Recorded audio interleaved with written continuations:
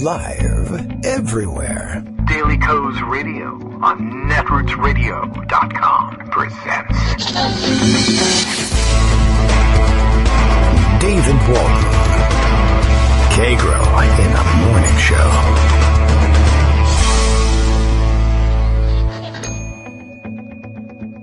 Now, here's David Waldman. Hey, good morning, everybody. How you doing? It is Tuesday, December 20th, 2016. Is today winter solstice or is tomorrow winter solstice? I can never keep straight whether it's the 20th or the 21st. Does it change ever, or is it just this? I don't even remember. I don't know. I don't do science this early in the morning. If it's not on my calendar, I don't know anything about it. I know about like Mexican Independence Day, Canadian Thanksgiving, all that's on my calendar. The solstice is probably on there somewhere. I just haven't examined the calendar looking for it. So, but I check each day and just, watching the dwindling sunlight. And I remind myself of the time I went to Iceland by looking at the weather.com app for Reykjavik each day. And I don't know why I do it. It's a little bit depressing, actually. Usually I wake up in the morning and it's colder here in the winter in the mornings than it is in Reykjavik, which is weird, but one of the functions of the jet stream. It's a nice place. You should all go. And but it's dark. So what are they? They're down to about just under 4 hours of daylight daily. We still have like 9.5 hours of daylight daily in the Washington, D.C. area. So I guess we're pretty lucky. But it is kind of strange seeing the skies darkening so early these days. It's a little depressing. We have seasonal affective disorder here. Any disorders that people have, send them our way. We should try out all of the disorders we can, and just that way we can get sensitized to all of them. Well, we're ready for another show, even if the world is not ready for the things we are going to discuss on today's show. Daily Co's Radio is live right now. Bill reminds us all the way from Portland, Maine, where they have even less sunlight and probably even less degrees of temperature. That's a great way of putting it, I think. Everyone should think of how warm or cold it is in their areas by, I have this many degrees of temperature. I sound like a 6-year-old. Anyway, Daily Coast Radio is live. Faithless electors install waffle iron as 45th president, says Bill. And that would be, of course, a much better choice than the one we got. My goodness. Well, can we wrap up yesterday's events? I think, as it turns out, more Hillary Clinton electors, they didn't turn out to be Hillary Clinton electors, did they? But more Democratic electors across the country opted to use their newly rediscovered flexibility to vote for someone other than Hillary Clinton than did Republican electors with respect to Donald Trump. I have lost track of that sentence somewhere in the middle, but I think you know what we're talking about. So the faithless electors thing kind of worked out pretty much the way expected, unless you were one of the people who thought it was really going to happen, that the electors were just going to be so horrified by Donald Trump that they simply turned around and handed the election to someone else. That wasn't likely to happen, of course, and I thought we made that clear, but I guess some other people either didn't understand it or were talking about totally different people. There's a lot of complaints yesterday about how terrible it was for people to give others false hope by telling them that, well, there's an electoral college and they still have to do this thing. But I guess if you presented it in terms of we've got hundreds of electors ready to defect, then I guess you should feel bad about that one. I don't think we gave that impression. At any rate, let's round up some of the other news stories. There's plenty of craziness, as I note in the Morning Post. I'm not sure whether it's that we're getting closer to inauguration or it's just the longer you observe Donald Trump, the worse he gets. But either way, well, we've got a couple of years to sort that out, but we'll take it one day at a time. Like today, for instance. We'll take today, now, at this time. And Greg Dworkin's here to help us do it. Good morning, Greg. Hey, good morning. How are you? I'm okay. I haven't been arrested or anything. So. It's early. Yeah, I mean. I I saw that Newt Gingrich is already proposing that Donald Trump pardon any of his aides who are guilty of anything. It's a good idea. Can you do that in advance and give him a blanket? From now on you can do anything you want. Well, I don't think you can just say you can myself, do whatever you I can want. pardon myself. But I forgot. That really, came up in the Nixon era, but I forgot how that was resolved. Yeah, you can do whatever you want, basically. At this point, whatever you want. There's no precedent for doing some According to the things. Constitution, LOL, nothing matters. Right, yeah, basically. I mean, well, best point of the morning, I think, was actually Waldo Jackwith talking about something slightly different, but saying, just get used to the idea of everything that you say, hey, Trump can't do that, that's illegal. All true, but courts take a long time. This is a guy who's used to being in court, loves to litigate as a negotiating strategy, and now commands a battery of tens of thousands of free government-paid lawyers. You and I are going to pay for defending his ridiculous positions. All the things that are illegal and he can't possibly do it, the government will be paying to defend. And we may turn out to be right, but not for a couple of years. Well, yeah, that's the problem, for example, with election violations. Yes. The Election Commission may fine you or even yell at you or send you a sternly worded letter, but generally it takes a couple of years after you've already won to have that happen. Yeah. Betsy DeVos is going to enter government owing $5 million or so in penalties. Pocket change. Yeah.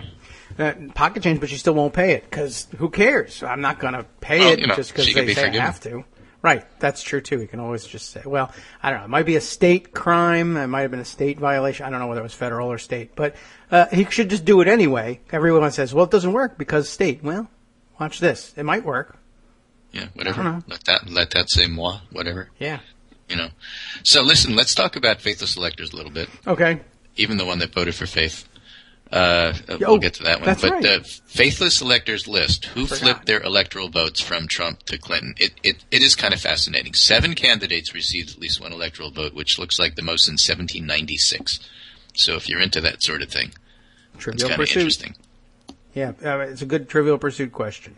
Yeah. In 1836, this comes from Heavy.com. In 1836, all 23 electors in Virginia, your state, opted to be faithless for the vice president.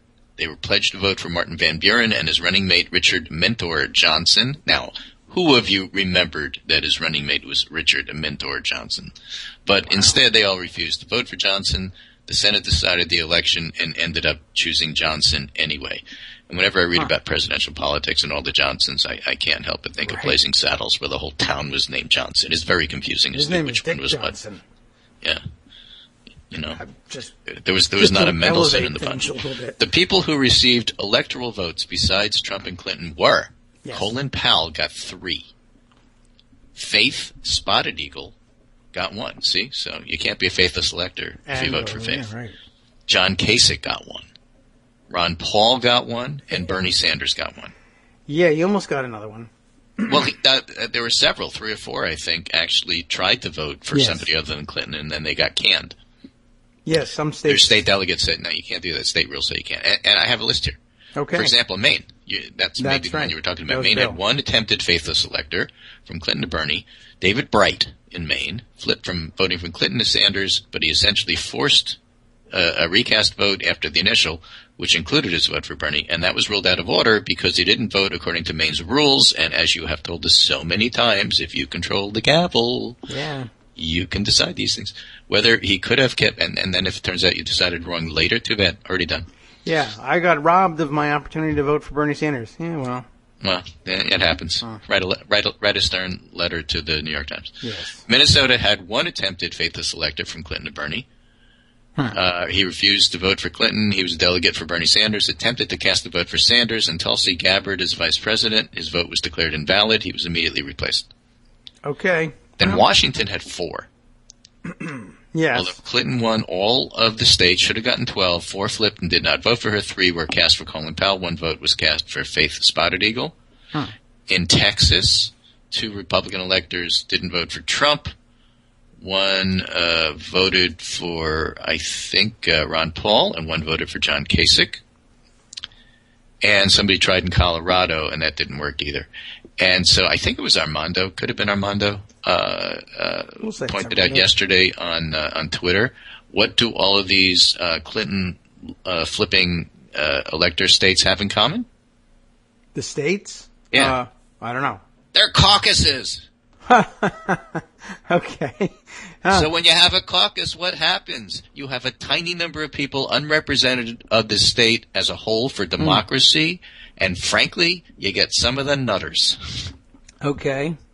That's interesting. I hate caucuses. I have always hated caucuses. It's not because of the results of this election. We've talked about Iowa not going first. We talked about caucuses not being representative. This is a great example. It's a great example of why caucuses are not the best way to represent the entire state. Why do they happen? Our friends at Reverend Testimony, I think, have pointed out quite articulately that they're cheaper. Yeah, for the most part. So that's why a lot of states will do it, but don't get the impression that they're, quote, better, unquote. You got to argue that point, and here's a great example about why they're not. Well, now, I wouldn't have... We talked about this yesterday. We predicted on this show that Clinton would have more people who didn't vote for her than Trump did, and that's what happened. Whoops. Well, and how do we know that in terms of the Electoral College? Well, because we know the Democrats. Yeah. I don't know that you can tell that we are not necessarily, experts on Republicans, but we know Democrats. We know a lot of Republicans. And it likely we know a lot of things about Republicans, but we know that Democrats do not play politics like a team sport. We know that. No, they don't. But they, I'll also say they recognize when they've got free protest votes, and sometimes when they think they have free protest votes and they don't, they just like to think they do. And this was not a free one, because now the story is more people. Yeah. More electors voted against Clinton than voted against Trump. And what kind of message are you trying to send with that protest vote? And this is one of the reasons I get so annoyed at my fellow progressives who really think that purity is way more important than winning. And so here we are. Yes. Well, luckily not that many people will take notice of it, but those of us who pay attention to these things... Oh, yeah, this is a one-day rant, but, it just annoys the hell out of me. And here's a perfect example of, look, I understand what you're trying to do. I understand what you did. I understand where you were coming from. It's over. The election is over. You're still doing this when it matters in terms of trying to put a united front up against Donald Trump. You couldn't even unite against Donald Trump? Yeah. What the hell is wrong with you? Well, there is that.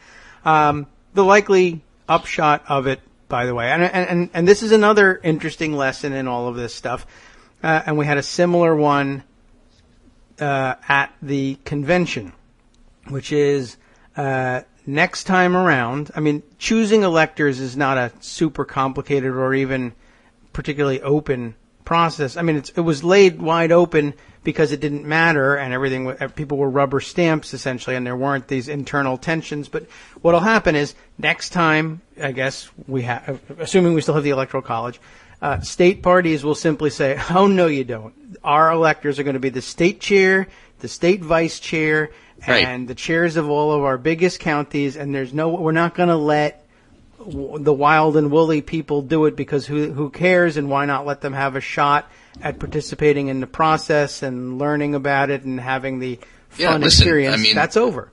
Yeah, the other side of the coin is I get what you're trying to say. You're into democracy with a small d. Go to the dictionary and please look up the difference between democracy and anarchy because you're obviously not getting it. There's going to be rules with a capital R. You're not going to like it. Too bad. That's what's going to happen. Why? Because you did this. Yeah, I mean, that's the backlash result of it. So next time you're a regular average person who finally got themselves involved in politics and really just wants to enjoy the whole thing and lost and didn't understand that happens sometimes. Even if they get involved and they win and then they say, "Well, I'd like to be an elector. My friend who owns the pet store in town was an elector last time, so I know you don't have to be a bigwig. Can I do it?" And the answer is, "Nah, he spoiled it for you. You can't because we don't know you and we don't trust you anymore." Right. So you have to match the story. How come the protest didn't work the way the protesters perhaps intended? Why weren't more electors going to join them? Why didn't the Hamilton electors get Republicans to vote for a moderate Republican like Colin Powell, which I think was the intent to try to stop Trump? It wasn't necessarily entirely a disrespect Clinton.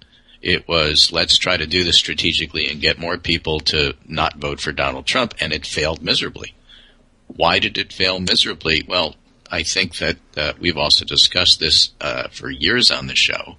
And NBC First Read has a great headline.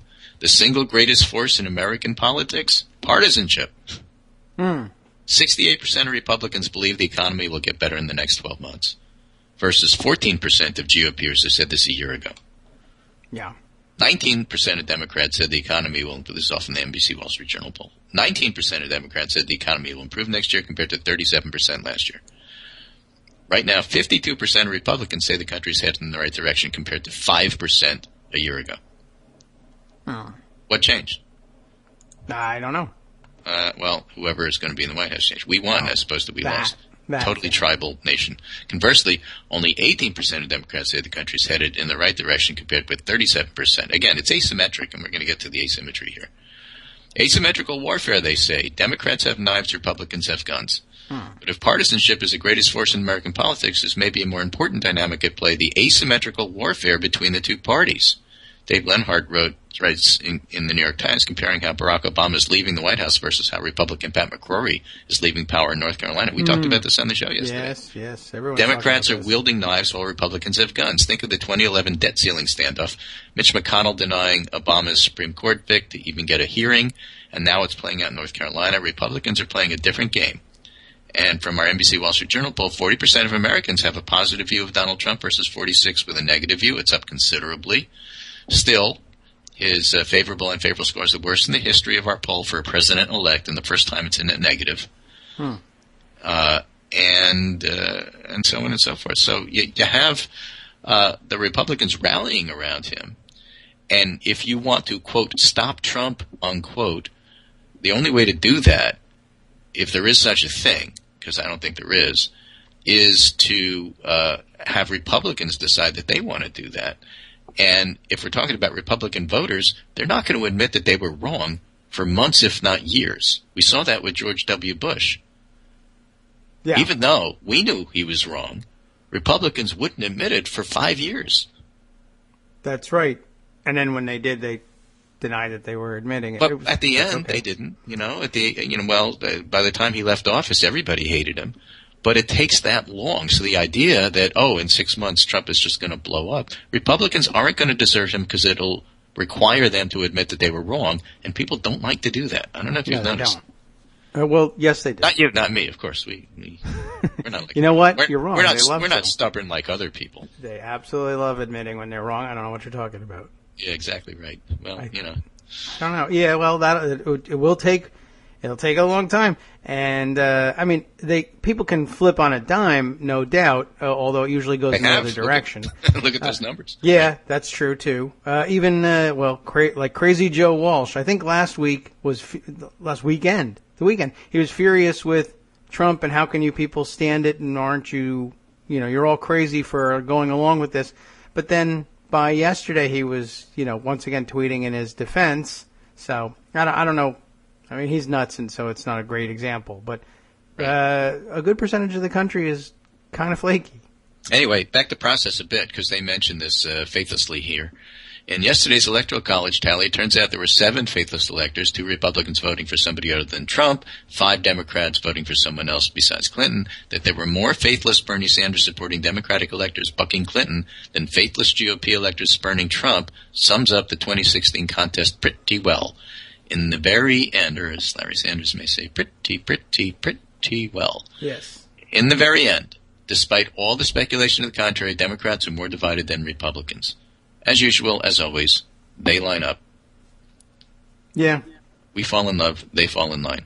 Of course, it's worth wondering if these faithless Dem electors would have been as faithless if Clinton had won, but as University of Michigan economist Justin Wolfers observes, these 7 faithless electors, and there had been just 9 combined since 1948, are a troubling sign for future contests. It could easily be enough to flip a future election, he tweets. That's why you were just talking about process and why it's not going to happen, because the state parties are going to say, okay, we're going to change the rules, because if you run the gavel, if you own the gavel, they don't even have to change the rules. You get to write the rules. And if you write the rules, you're going to write them so that it doesn't happen. Yeah. I mean, they probably will tighten up the rules and make it a little bit more at the discretion of the state chair, but they don't even have to do that. Pass stuff that says you have to vote the way the state says. Yeah, well, either things like that, or they'll just simply be more careful with their selections and less open to. They don't even have to do that. Look what happened in Maine and all the other places where somebody tried to do it and they got thrown out, and the alternate got put in. I'd like to see the Maine rules too. I'm not even 100% certain. I wouldn't be surprised if some places where they said, "No, that's against the rules. You can't do that," and people said, "Well, all right," and then really, changed it, and then it turns out that's not true. But you have the gavel, so you could decide. Whoops! Oh, why didn't I read the rules? I knew I was sorry. You were handed an enormous responsibility. You thought it was a joke, but it turned out to be a big responsibility, and you didn't read it. Kidding around about it, but it's a very serious issue, and process, happens to be a serious issue. And so if the rules don't say that, chances are next time they will, because they'll be rewritten so that they do. And, you can't just have these protest votes and say, okay, it's a free vote. It's not a free vote. You are changing the way that the process is going to work from now on by doing this. And it may not be changed in the way that you are happy with, or that you thought you were going to move the needle. May go the other way. Yeah. Well, there's always unintended consequences. It's okay to change the rules. It's just you realize what you're doing, and it may backfire, and you say so, and try it. Right. But yeah, it is a little selfish in hindsight. But I understood what they were doing. It doesn't. In the end, it won't matter. They're not bad people, but boy, think this through.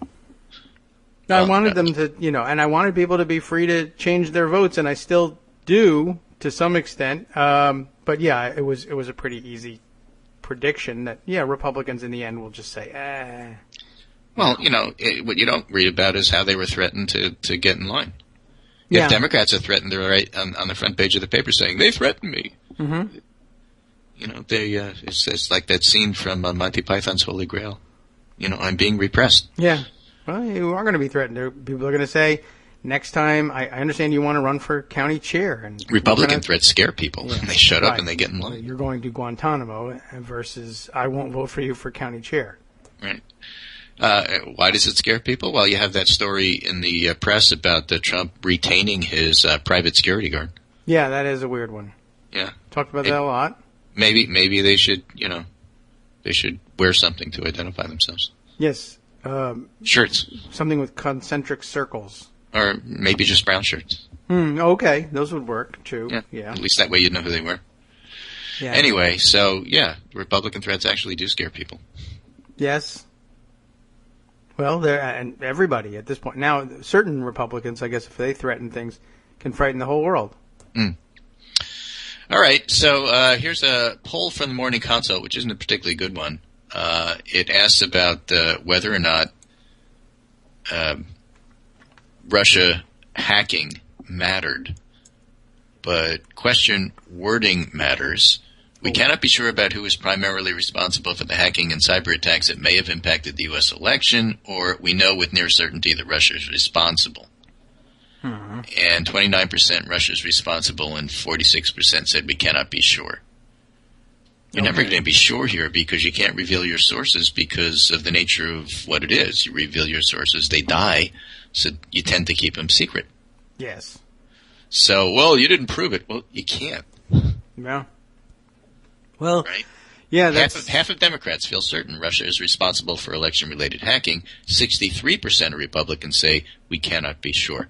This, again, is not only a combination of what do you mean by sure or certain, and also a combination of see what you believe and don't believe what you see.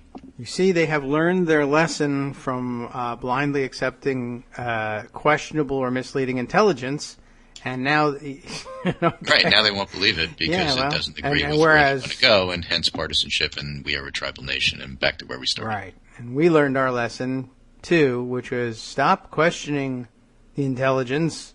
It's true. And so right, everyone noting the irony of shoes being on different feet, of course, but it is it's amazing out there. That's all I can say. Related topic, just in terms of the way people engage in denialism. I saw fantastic responses to a news tweet about the conclusions among the 50 states about voter fraud, finding near zero. And just the response is full of stuff like, are you out of your mind? You're lying to us. 3 million in California alone, identified by name. I have lists, people are claiming. So I'm going to end here with a Josh Marshall piece. Okay. Because I think it sums up my frustration with the faithless electors and the part of the process that we had a chance to see. He writes, the fact that Hillary Clinton won the popular vote by almost 3 million votes makes it very hard to see the 26th election as a referendum on the Democratic Party or Democratic governance or a rejection of either. This isn't just a matter of salving hurt feelings or looking on the bright side. The import is more concrete and unforgiving. All politics involves trade-offs. Let me repeat that. All politics involves trade-offs. You can't get everything you want. Suck it up and realize that, or you will never win. That's me adding that. One bundle of issues gets you one coalition of voters.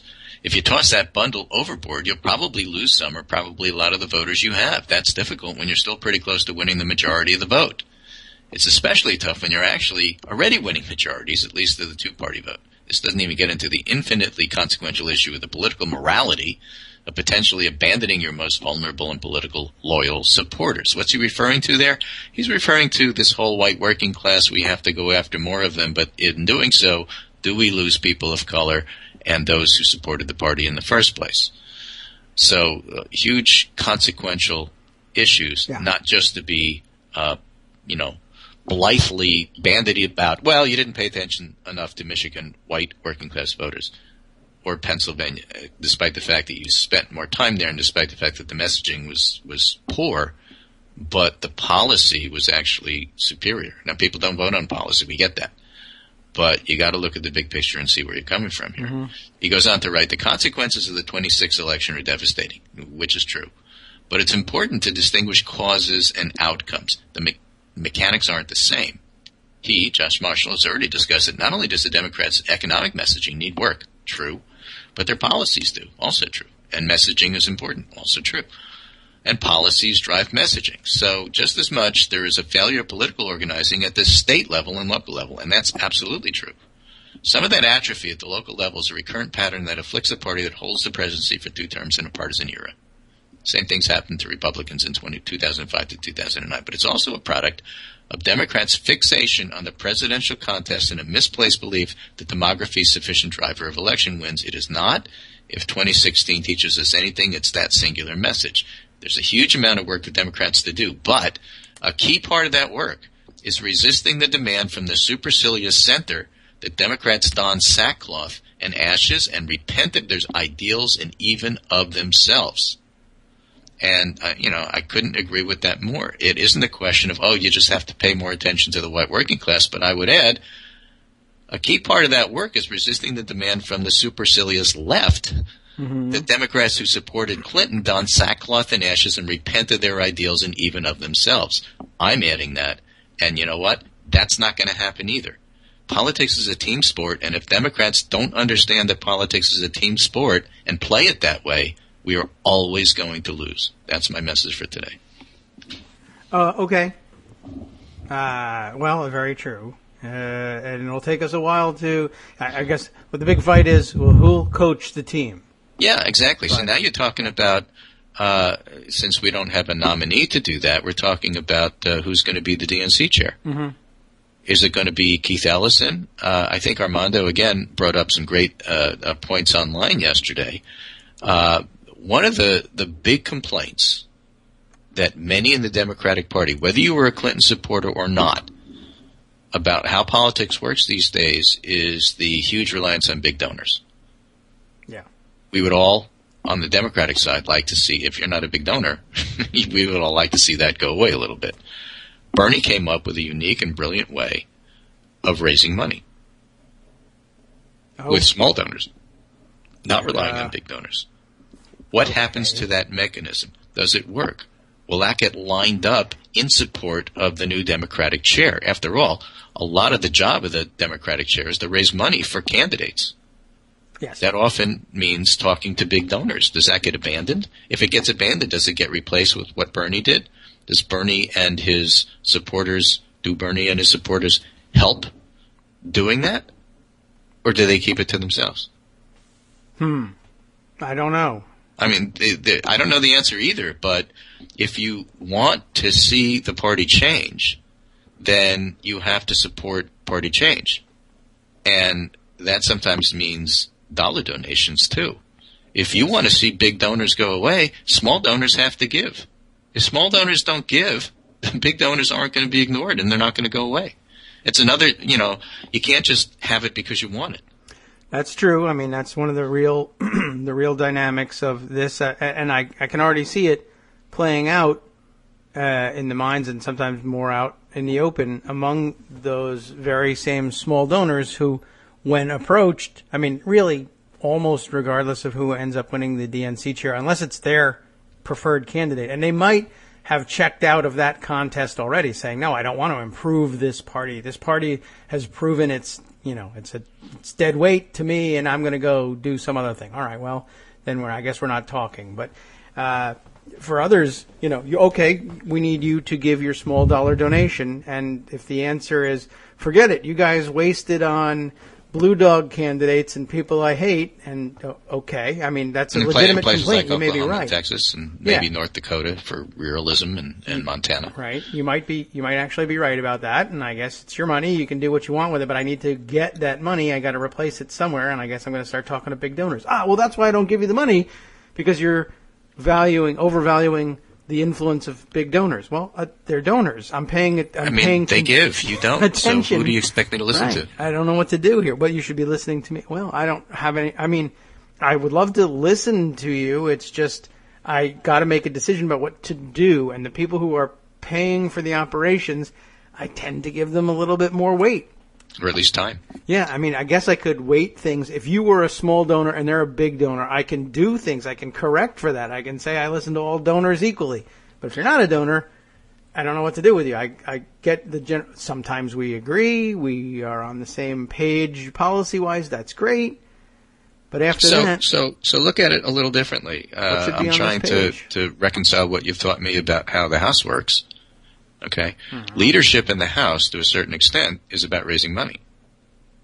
Yes. Right? Yes. Oh, absolutely. So let's look at it in terms of the DNC. So there's people who have to vote for this chair. Who are they? And what do they want? And are they looking at it in terms of, DNC head, do you have a mechanism for raising money to help me? Not that I care. Not that that's part of my thinking, but do you? Yeah. Right. I mean, that's definitely going to be the case, and that is what will be behind the easy shorthand of doing that. Right. A good way to be actually concerned about whether or not you're going to get a big chunk of money and satisfying your grassroots in your state is to be seen in the newspaper saying, "What about the 50-state strategy?" And that's a real thing, and it's really true, and they really ought to be doing it. But it's also a real great code word for placating everybody, and but translated it as, are you going to give me a big chunk of money? You are. Okay, cool. Right. Terrific. You're our DNC chair.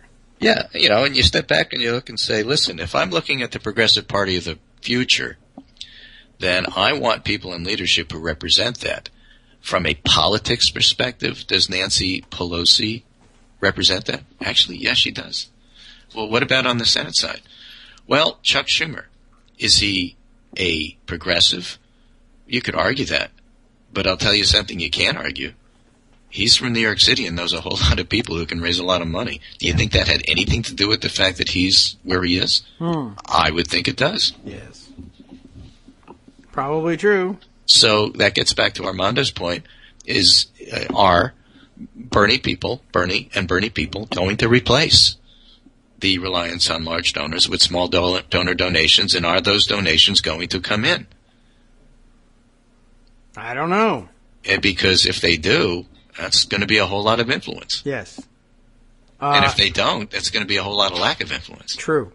Now, they can have even more influence if they get together on the outside first and agree to do something and then kind of come in as a unit, but then that's bundling and evil, so you're out. Well, that's also hurting cats and good luck, but, the concept is there. And so, where are you going to go with this? So if you're going to do some practical, actual organizing, what do people mean when they say organizing? This is part of it. I'm not sure. Well, everybody knows it's good. Oh, yes. What does it actually mean? Like the 50-state strategy. Yeah. So, Awesome thing.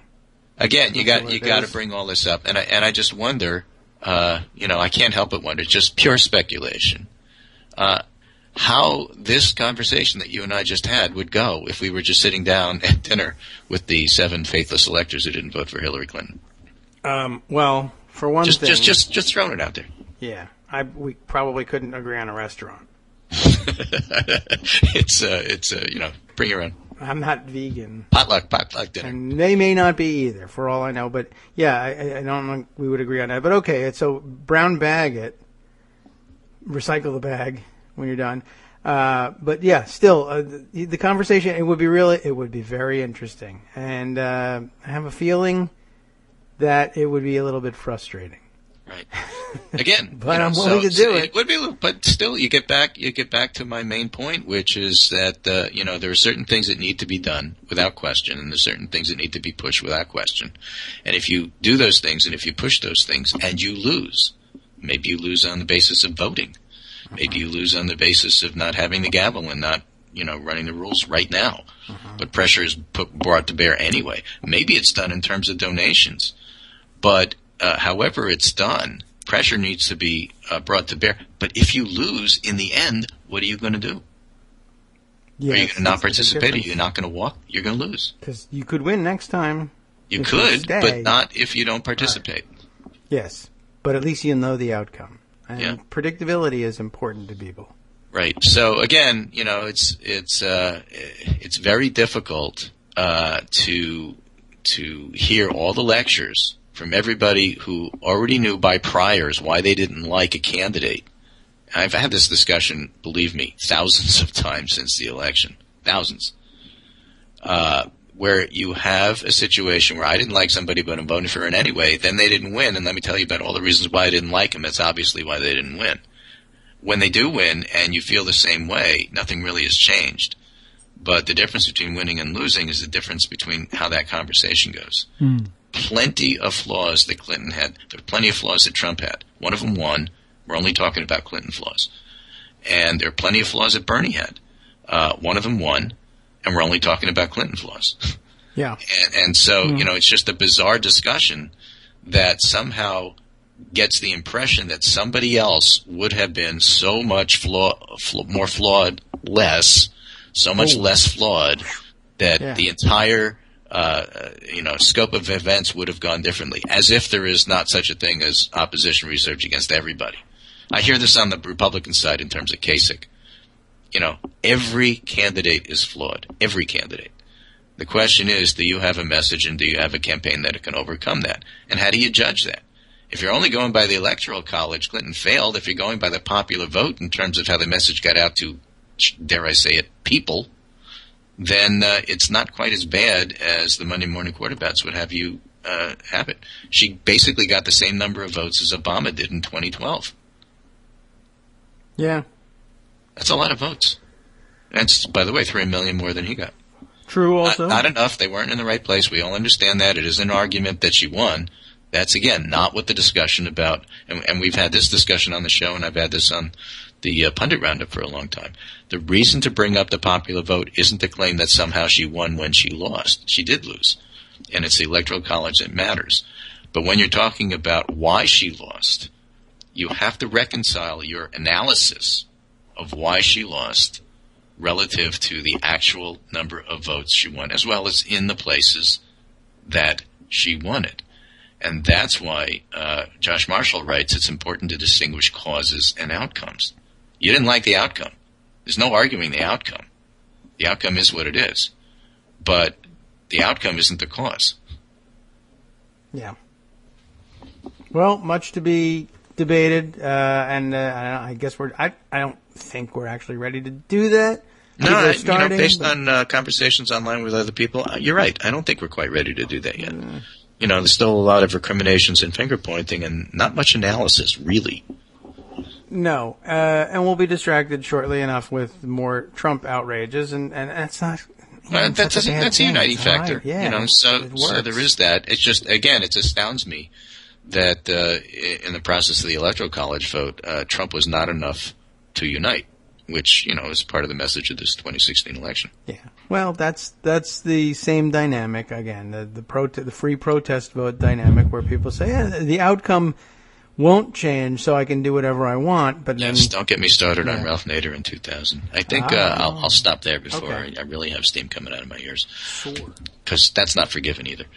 But there we have it, and that's what's going on. I think the next shift, really, in addition to figuring out how the party truly unites, and it doesn't have to be like united 100%. It has to be, I accept that there's things that I don't like, and I'm doing it anyway. Mm-hmm.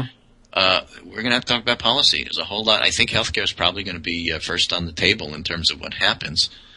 There's an interesting piece here in Vox from Sarah Cliff about how Colorado is trying to resist what's happening, how to keep its Obamacare marketplace after Obamacare repeal. Mm-hmm. We had those articles about folks from Kentucky coming to grips, again by Sarah Cliff, about what it means if Trump actually means what he says and the Republicans do and they start taking Obamacare away. It'll be interesting because if you listen to conservatives, everybody knows everyone hates Obamacare. But if they hate it so much, why are they resisting getting rid of it? And so we'll see what happens when that actually comes to fruition. This is one of those dog catches car, now what? Yes. Well, let me also suggest that conservatives who insist that everyone hates Obamacare are not paying enough attention to the white working class. That's a good point. There you go. In fact, I think from now on, when anybody doesn't agree with me, instead of asking for a blogger ethics conference, I think what I'll do is point out that that's because you're not really paying enough attention to the white working class. I thank you for that. I think that's brilliant. I think it's worth using. I may use it in parking disputes. It may have nothing to do with it, but then again, it usually doesn't when people bring it up. It's, it's about as important like anxiety. But yeah, I mean, you might as well just throw it out there. And that's another thing you can do, along with 50-state strategy. And I don't know. There's a few others. Another good piece here by Nicholas Bagley, patching Obamacare at the state level. So really, the shift from healthcare from national to state is going to be important. I've just given you two examples. I think the shift in politics from national to state is going to be important as the Democrats try to rebuild their party, and they're going to have to do it at state level. So that's my unifying field theory for today's random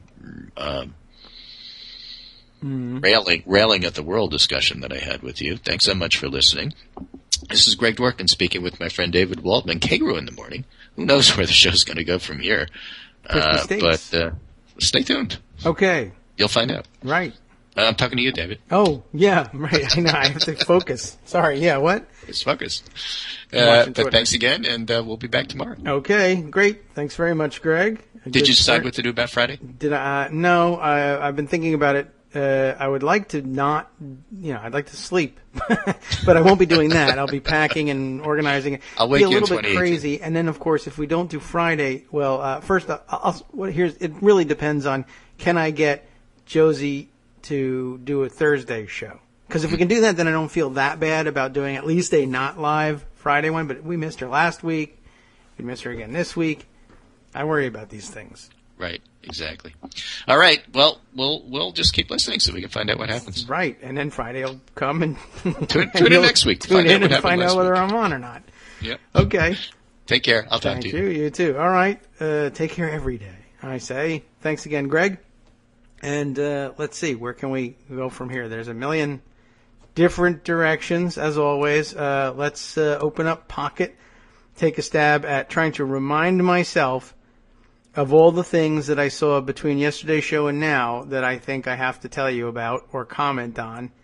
And then we'll wrap up and let the after show take care of those things because I never get to them. Okay, let's see.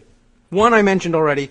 And again, I'm forced to go to the Hill because they tweet with pictures, and I'm very susceptible to that. That's the Jedi mind trick for me. You want to get my attention in Twitter, put a picture in it. That is it takes up more space in the column. It immediately draws the eye.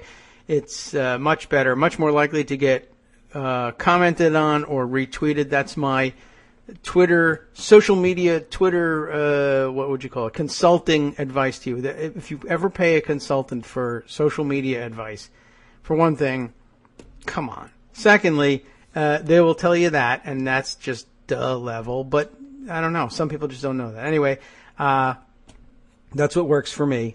And apparently also, in the case of The Hill, repeatedly tweeting the same story so that not so much that you annoy me into commenting on it as you can practically guarantee I'll see your story if you tweet it 6, 7, 8 times, 10 times during the day. And then eventually I'll remember, oh yeah, there's something I want to say about that. So that's my advice to Daily Kos. They should be spamming Twitter with automatic repeated tweets of everything that they've published for the day with pictures. They all have pictures. And I think if you use the little, tweet this link button from the Daily Kos site, it will go out with the headline and the picture, which is a great thing. The difficulty is, what I want it to go immediately to giving me an opportunity to add additional commentary, 140 characters worth on top of it. What I need to do when I do these things is use the tweet this link button, tweet this diary, tweet this story from Daily Kos, tweet it, and then retweet myself having tweeted it so that I can give myself the opportunity to comment on the package of headline and picture. And I need something to jump straight to that step. So everybody at Daily Kos who is engineering the place, rig that up for me, and then I will be Twitter director for Daily Kos, and I will increase our traffic tenfold. I probably could do that, too. I don't know whether it's worth any money. Probably not. So forget it, I guess. I don't know. That's my personal Twitter theory for the day. Pictures. But everybody knows that one, I think. It's hard to tell what's totally obvious to everybody and what isn't. But what do I care? Again, nobody pays me for that. Ready? Over to The Hill. This is just by way of explaining why I don't like The Hill, but I quote them every day. Which is the end result. I mean, that's what everybody's looking for, right? I mean, I don't know what the structure is over at Daily Kos, whether, how clicks translate into money. I don't think it even works that way anymore over at Daily Kos, but I don't know. You want the traffic? The Hill has found a way to make me share the content of a publication I do not like very frequently, and in a way that's eminently shareable in itself. And so I'd like to do that for a publication that I like better. Let's turn that into a job so that I can stop bothering everybody to contribute to Daily Kos Radio and Netroots Radio and the Kagro in the Morning Show in general, because that's becoming frustrating. I know people want to hear a show. They don't want to be asked for money anymore, which is also why we won't be able to run the Democratic National Committee correctly either. But just by way of connecting the stories. Okay, so what did I see in The Hill this time that I need to comment on? Report. And this one has not been retweeted as many times, oddly enough. But report. Despite Trump claims, almost no voter fraud found in election. This is by Jennifer Kalfas and has been immediately denied by everyone who ever voted for Trump or thought about it in at least one tweet thread that I saw. So what are we talking about? And I understand the basis on which some people denied this, by the way. Okay. Although President-elect Donald Trump has alleged that millions voting illegally in the 2016 election cost him the popular vote, only one case of non-citizen voter fraud has been confirmed. The New York Times reported on Sunday, but they didn't repeat it enough times and put a picture with it. And also after 10 clicks, they lock me out, so I don't get to read their stuff anyway, but The Hill doesn't do that. And so here I am reporting out of The Hill, which itself is reporting only what the New York Times said, but we're talking about The Hill, and I'm retweeting The Hill. And The Hill's story was shared 4,237 times, it says up at the top. I would tell you how many times the New York Times article was shared, but one, I don't believe they provide that information, and two, I'm locked out because it's December 20th, and I'm out of clicks. By the way, I think my New Year's resolution is going to be to just subscribe to the New York Times and the Washington Post. Although somebody did just recently remind me that if you are an Amazon Prime member, you can get 6 months of subscription free. But that's too much trouble for me because my wife is an Amazon Prime subscriber. I am not. So every time we order something from Amazon, she has to do it. And that would probably apply to the newspaper thing, too, and then I'd have to log in with her login, and I don't have enough computers to do that, apparently. Anyway, but yeah, one of the things I should really do is, 1, subscribe so that I don't complain about this anymore. 2, I support that reporting, some of which is better than others, but the information is what I need in order to keep the show running. And 3, you've all been donating money, so I should use that money for things that help improve the show. Duh. That seems like a no-brainer. So that'll be my 2017 New Year's resolution. When I fail in it because I have made it a New Year's resolution, you can remind me, and next time I say, oh, I'm out of clicks, you can tweet to me. You said you were going to subscribe. Loosen your grip on the spare change, man. Send it out. Okay. Housekeeping out of the way. The Hill says that the New York Times says that there was almost no voter fraud found. Now, how did they not find it so quickly, or find that it didn't exist so quickly? And that's what the Trump supporters tweeting back saying, how can you possibly be sure? They checked every single vote that was cast and found out that everybody who did it was just fine and dandy. Well, that's probably not the methodology, but at any rate, nobody has been able to make in official channels a credible claim that was even not provable all the way to the end, like, yeah, we caught you, but they couldn't even make a proffer enough proof that they were making a claim based in reality and that they might get some significant percentage of the voters they said voted illegally. They might nail them. Nobody's got anything. The New York Times reported on Sunday that out of more than 137.7 million ballots cast in November, election officials have said they can only confirm one allegation of voter fraud. A few dozen more cases are still under investigation but haven't been confirmed, while many other tips about voter fraud failed to prove accurate. The Times reached out to all 50 states and found no states that responded had reported widespread voter fraud. Only Kansas. What's the matter with Kansas? Only Kansas, where Secretary of State Chris Kobach, that's what the matter is, has pursued voter ID laws on the grounds that they fight voter fraud, did not respond to requests. How interesting is that, by the way? Finally, some attention for your issue. So, did you find any voter fraud? No comment. Several states reported larger numbers of allegations that were under review, the Times reported. Tennessee had reported 40 credible allegations out of its primary and general election ballots, although none of the cases had yet been confirmed.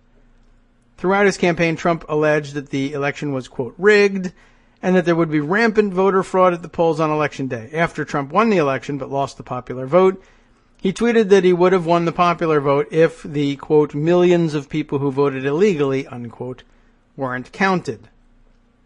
Now, did I actually put away the tweet as well? I'm not certain that I did, and it probably was unnecessary. You could look for it if you want, but the basics of it, maybe I ought to dig up one of them and take a look and include an example. But the responses, of course, were ludicrous, up to and including the response that I mentioned earlier, that somebody said there were 3 million identified cases, implying that they had, like names and addresses of people who actually voted illegally. But we're doing nothing about it because Obama, I guess. Even though, without even being president, Donald Trump probably could find a platform to share this information more widely. Anyway, he hasn't done it. By the way, just to let all of you know, some good advice and offers, once again, coming in with regard to the New York Times thing.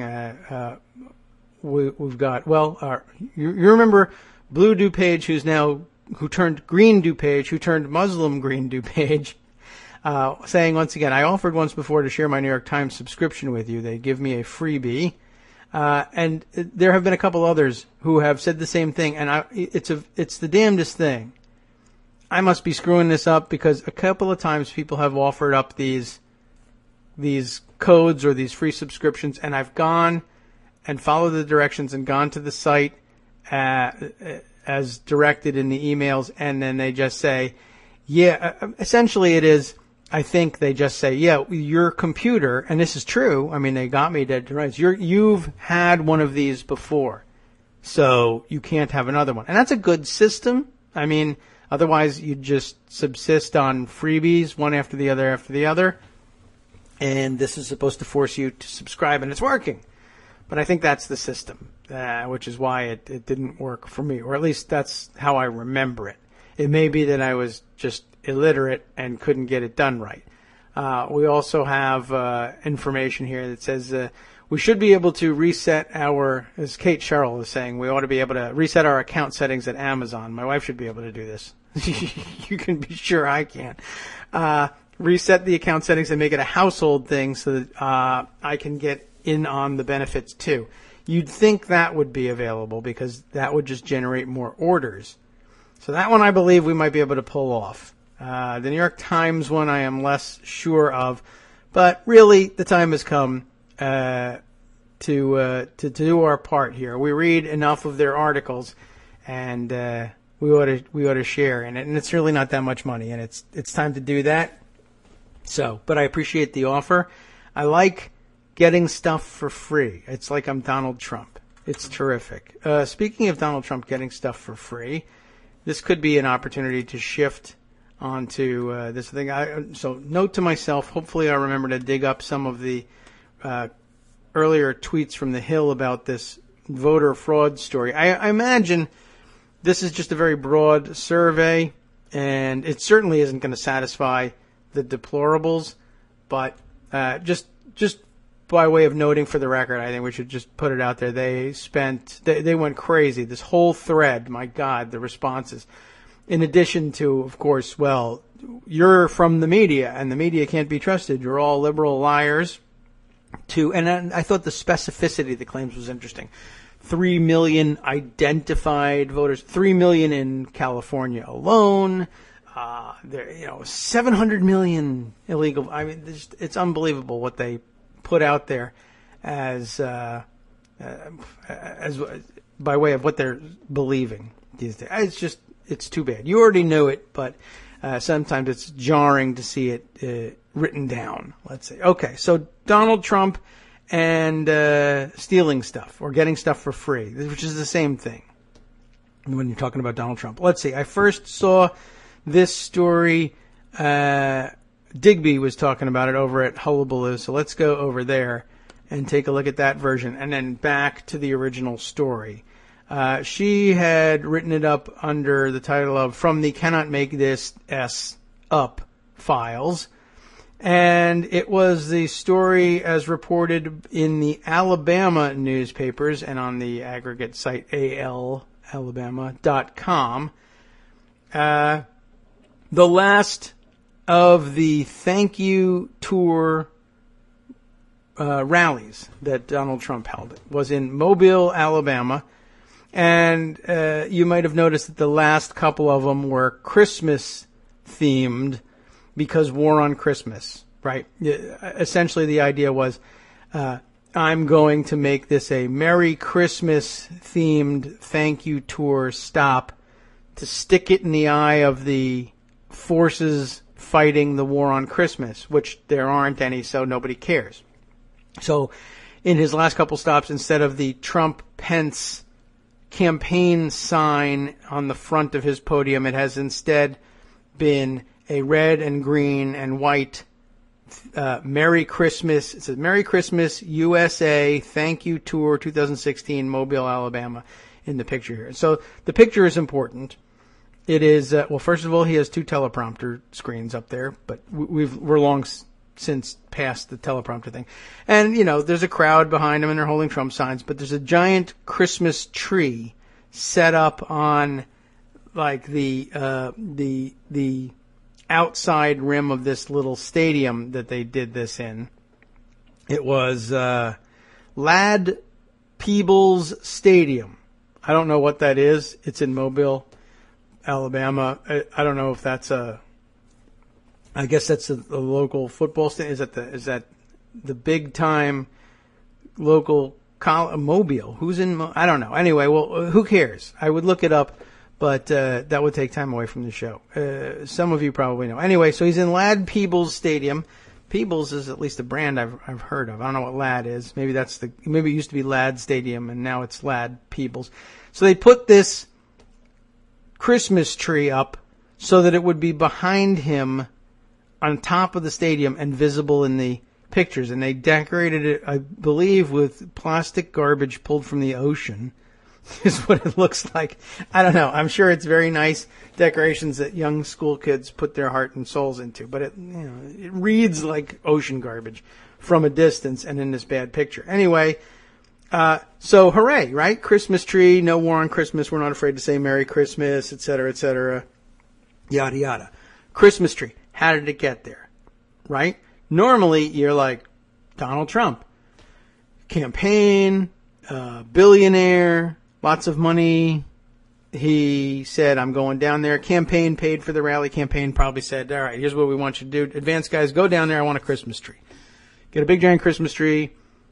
Put it on the stadium. Put it behind my head so that it looks like I have a tree growing out of my head for Christmas. So that there's no war. Or whatever it is he's thinking of. Anyway, thank you. I love this. This is terrific. This is better than having a producer. James Linzel, Linzel, tweets to me that it's the home field for the Senior Bowl. Is that right? The Dollar General Bowl and the University of South Alabama Jaguars.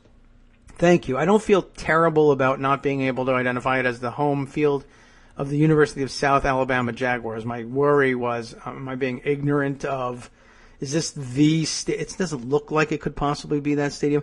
Is this the stadium for, University of Alabama football? How could you not know that and be American? And the answer is, but the University of South Alabama Jaguars, as fantastic, as crackerjack as an outfit as they likely are, I didn't know that was their stadium. But, and the Senior Bowl, I know about that. The Dollar General Bowl doesn't sound very good, but what can you do? That's the name of the sponsors. By the way, in terms of holiday bowl games, I know anybody can sponsor those things.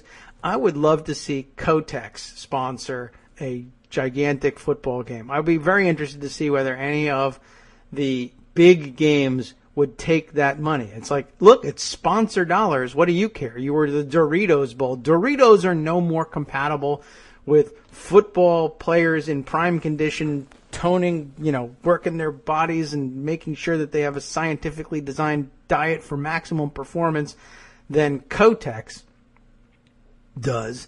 But, girl stuff. I'm just curious whether anybody would, can't you be secure enough? Like, I'm a football player. I'm pretty secure. And you'd think. I mean, the reality is that it's the total opposite.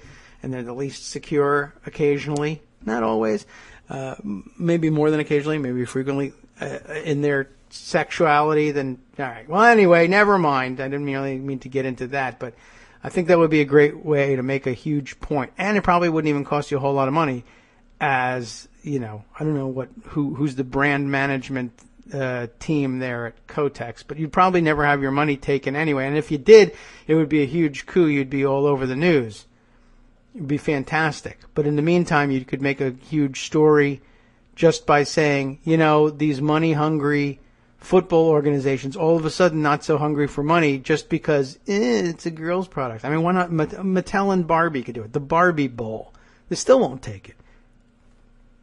All right. Social commentary over. Back over to the story about Donald Trump being a thief.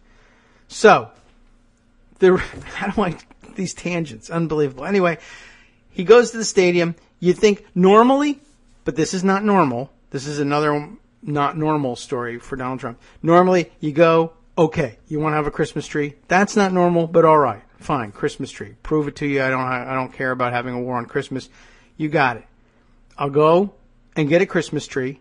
It's got to be huge because it's going to be, to scale. It's going to be on top of a football stadium behind his head, hundreds of feet, 100, 200 feet up behind. I don't know what the scale is here. James, help me out. How high? How many feet is it from to the top of the risers of Lad Peebles Stadium? Anyway, so it's got to be a big one. It's going to be a pain in the neck, but I'm a billionaire, for one thing, and I have a whole campaign apparatus behind me. Money is coming in hand over fist into the inaugural committee funds. I'm going to be able to retire all of the campaign debt. People are going to be throwing money at me. Get me a Christmas tree. What actually happens, because it's Donald Trump and the people behind him doing the work behind the scenes are as deplorable as everybody else, this is what happens. The chief of staff to Mobile Mayor Sandy Stimpson issued an apology, a public apology, on Sunday. This is what it says in Alabama.com and in the quoted part over at Hullabaloo. But we'll dispute that later. So he issued an apology, a public apology on Sunday for his responsibility in having a cedar tree cut down at Public Safety Memorial Park Friday. That is Public Safety Memorial Park. I believe that would mean fallen firefighters and police memorialized at this park. Cut the goddamn tree down from there to do this. Cut it down and transported to Ladd-Peebles Stadium as a prop during President-elect Donald Trump's rally on Saturday. In other words, they stole the tree, and they stole the tree from the taxpayers. They stole it from a public park, a lovely cedar tree, making for an attractive park where people can come and, ostensibly memorialize fallen public safety first responders, which we love because America.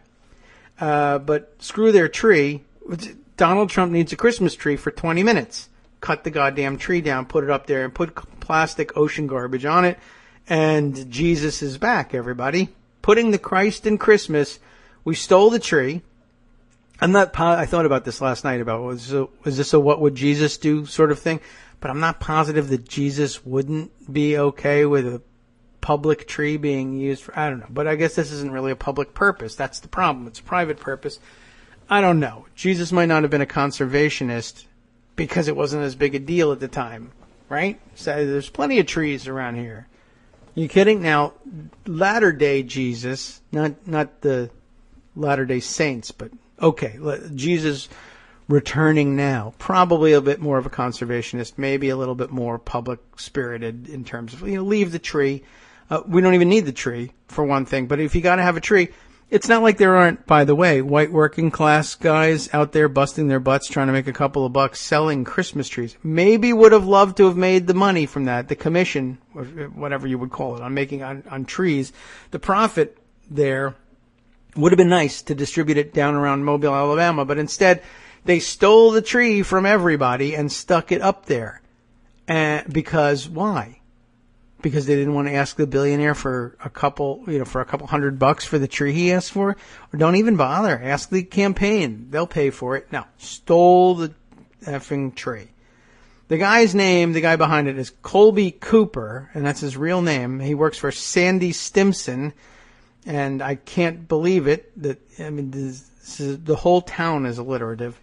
Sandy Stimpson's chief of staff, Colby Cooper, he's been chief of staff since 2013, said he became overzealous in making sure every detail was covered and the expectations of Trump's team were exceeded ahead of Saturday's televised rally. Why? Because he works for Sandy Stimpson and not Donald Trump. I don't really know why. I can't tell you. But he was probably directed to totally do a great job on something. And so he stole a tree. Bit of a college prank. Maybe, and it's rotten when college kids do that, but at least you say they're idiot kids. This is the chief of staff for the mayor. And by the way, Colby Cooper, may I just suggest that next time you need Christian-themed decoration on a grand scale for Donald Trump visit or anything else, why don't we just nail you to a cross? And then that way it would be super authentic and everybody would love it, and you get to bear the costs of it instead of the rest of us.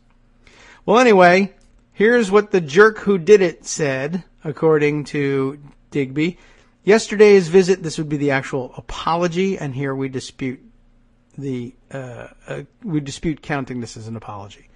And that's media criticism, because I have seen the story reported in a number of places now, and it's all about how he apologizes for using this tree. Here's the apology. You see what you think of it. Yesterday's visit by President-elect Trump to the city of Mobile was an incredible opportunity to showcase our city and offer a great event to those attending. Showcase our city, like the beautiful trees in our public parks, which we chomped down. Nah. In preparing for this event, I worked closely with the advance team in an effort to make sure every detail was covered and the expectations of the President-elect's team were exceeded. I became overzealous. I now know there are citizens who are upset and offended that a tree from a city park was used as a part of the decorations for the event. I accept full responsibility for having this done. For this, I sincerely apologize. Going forward, I will be more sensitive to the spectrum of concerns regarding trees. Colby Cooper, Chief of Staff, City of Mobile. That's not an apology. That's a thumb in the eye of tree huggers. But it's not about hugging the trees. It's about stealing public property for private reasons. And again, you wanted to make sure a good job was done. They said they wanted a giant Christmas tree, and you couldn't be bothered to find one. That's it. Now, I don't know where you would get such a gigantic tree, to be honest. I mean, the biggest tree I could find you a 10-footer for sale at the Christmas tree lot. And I suppose if I went there and I said, suppose I want like a 25-foot tree or 35-foot tree, where do I go for something like that? Maybe they know, maybe they don't. But the White House and the National Christmas Tree, they find trees all the time. Public spaces all over the place find gigantic trees. Ask somebody. Do some Googling. He looks out the window and says, I'm going to steal that tree. To hell with it. It's in, what was it? Public Safety Memorial Park. Unbelievable. Even for a goddamn Christmas tree, this guy is stealing. And I mean, even Colby Cooper. This one I lay at Donald Trump's feet. This guy is chiseling on everything. This guy, he's always doing this. And they never, the reason, I said yesterday, the reason they can't stop stealing is because they don't even recognize it when they are stealing. When they're in the middle of the act. Oh, well, this isn't, it's not a big deal. Nobody owns this tree. Of course, no individual owns the tree. It's a public park's tree. You're not supposed to do that. Oh, yeah, right. Well, but it's just a tree, you stupid tree huggers. I hate you guys. I don't know. Maybe he was totally genuine, but it really didn't feel like it to me. And in the meantime, it's just, does the mayor of Mobile really, the guy, he's going to do nothing about his chief of staff just stealing stuff out of city parks? Okay. Maybe he docks his pay and they're going to replant the tree. 50 years from now, we'll get our tree back. He'll be dead. We'll have the tree. Terrific. We should exhume him and hang him in the tree when he's done. All right. Well, it's not a very, very big deal. It's just indicative of the way things are going to go. Trump is going to just ravage the land and take what he wants and pretend he doesn't understand that it belongs to someone else. If it's not private property and he doesn't know the person who owns it, he doesn't acknowledge this stuff. Just like all the way through the campaign, he kept violating intellectual property rights. He doesn't believe in intellectual property unless he owns it or somebody else he knows owns it. Otherwise, it's just a song. It's supposed to get played. If you didn't want the song played, why'd you put it on a CD? Is his version of this stuff. It's a public performance. There are laws. From now on, I'm the law. And I guess we're right back to Waldo Jackwith's comment from earlier today. Yeah, it's totally illegal, but guess what? He's going to do it, and it's going to take you forever to sort things out, and he's going to be long gone before you figure it out, and you'll have spent 35 times what you lost originally figuring it out. All right, other stories that need mention. Really demand it. This one, Think Progress, I think broke this story yesterday. I've seen other outlets pick it up since, but it looked for all the world like it was their own reporting. Maybe reading through the article will change my mind about that. I don't know. Judd Legum, editor-in-chief of Think Progress, put this one out. Under political pressure, you're never going to believe this. You already know it because you're a smart audience. You've already seen this story. You know where I'm going. Under political pressure, Kuwait, the country, cancels major event at the Four Seasons Hotel and switches that event to Trump's D.C. hotel. Subheader, after Election Day, everything changed. Guy Judd Legum, and Kira Lerner on this one. For some reason, he's the only one that gets the picture up there. But that's because he's the editor-in-chief. But also, Kira Lerner was on this one. Good job, Kira. I don't know Kira Lerner. And there's no opportunity, there's no button to click to follow her on Twitter. Come on, Judd. I blame you. Okay. What's the story? In case you haven't heard it, the Embassy of Kuwait allegedly canceled a contract. Contract? By the way. Oh, yeah, good question. Albert Titus wants to know if there are free trees for the taking at Trump Tower. Asking for a friend. Maybe. If not, I would check Mar-a-Lago. That's more likely to do it. If you want a palm tree, and you want to do it like the Corona commercial and put lights on a palm tree, free for the taking at Mar-a-Lago. I heard it on the internet. Okay. So, back to the Embassy of Kuwait.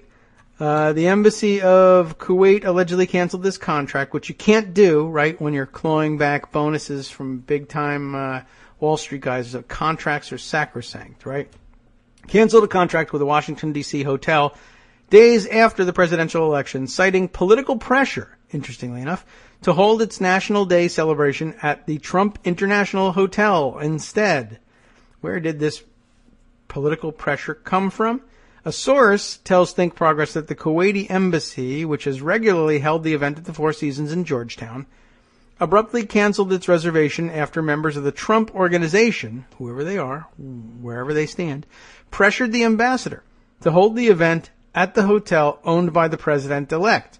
The source, who has direct knowledge of the arrangements between the hotels and the embassy, spoke to Think Progress on the condition of anonymity because the individual was not authorized to speak publicly.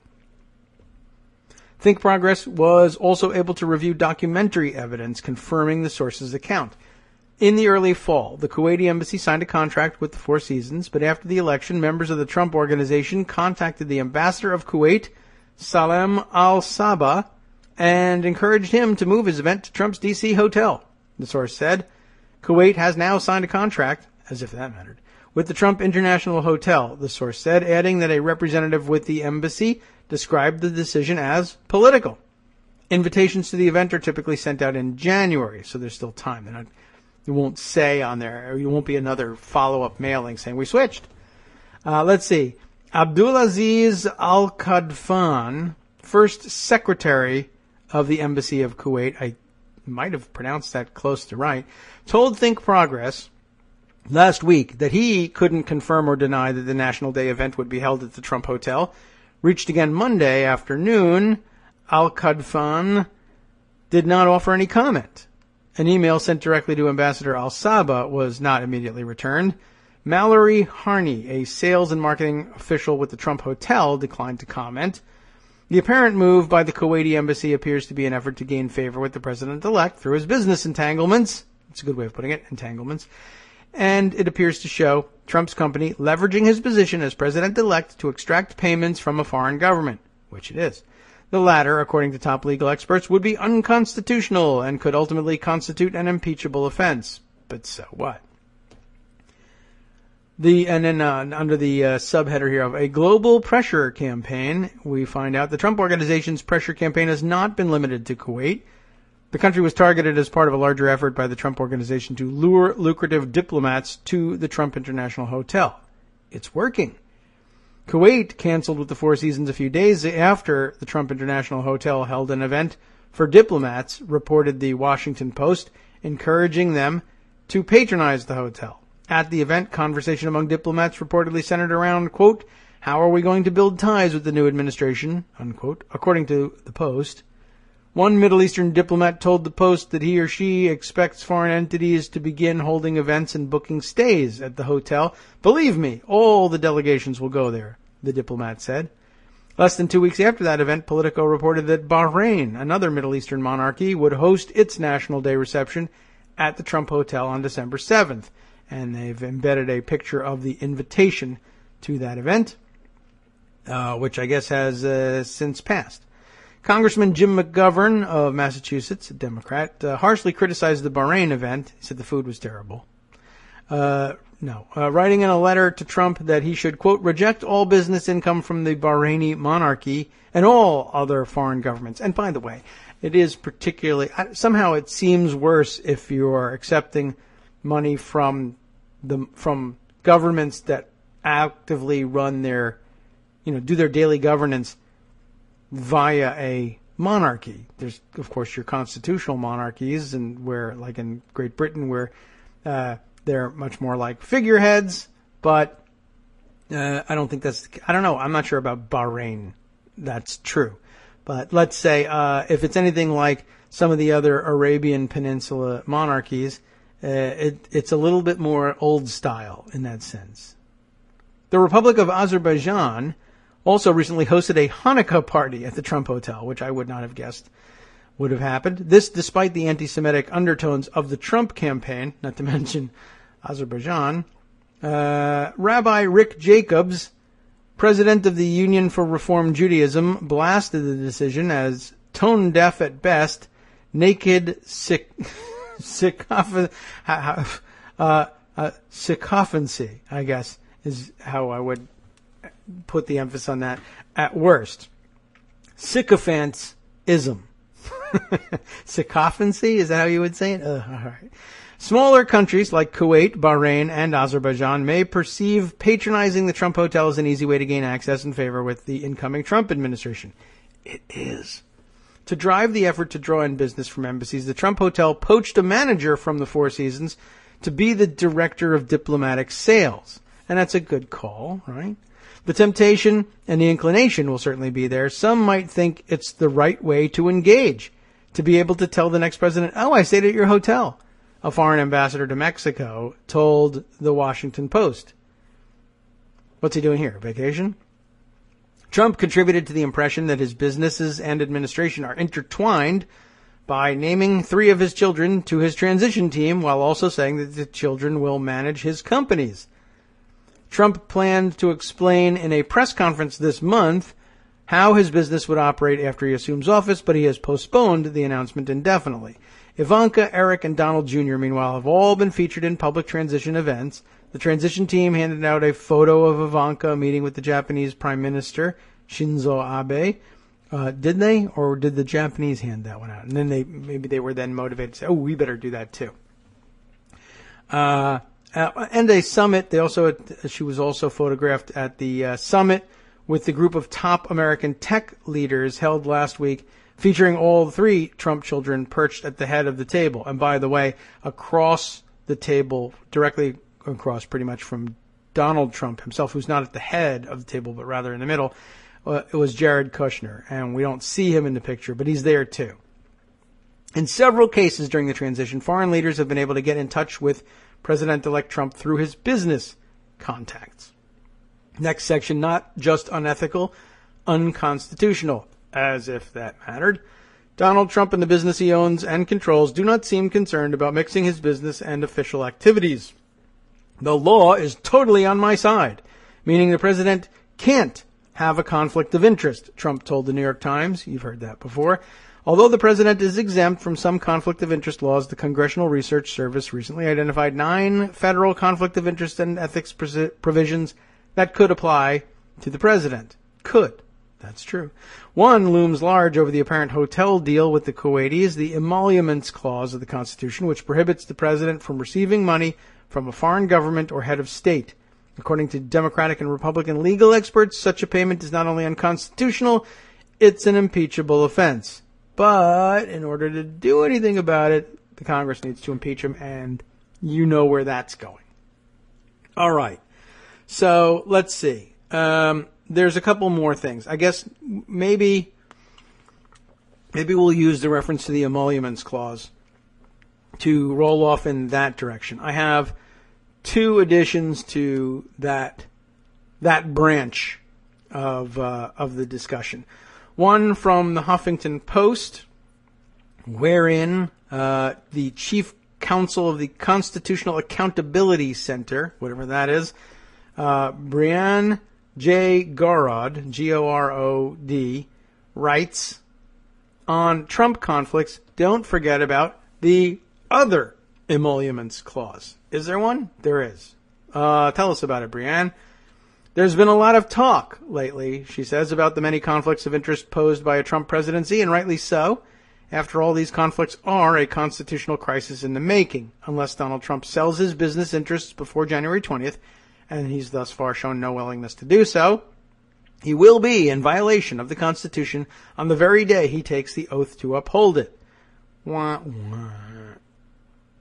But amidst all the conversation about Trump's conflicts and the constitutional problems they pose, most, although certainly not all, of the attention has thus far focused on the Foreign Emoluments Clause of Article 1 in the Constitution and the entanglements between Trump's business interests and foreign governments. There's more than one emoluments clause, though, in the Constitution, and people should definitely be paying attention to both. As I and others have noted, who's the others? Another piece in the Huffington Post by Elizabeth B. Wydra, if I'm reading the URL correctly. Anyway, okay, so she and others have noted, when the framers drafted our Constitution, they were deeply concerned, like Susan Collins, about corruption and self-dealing.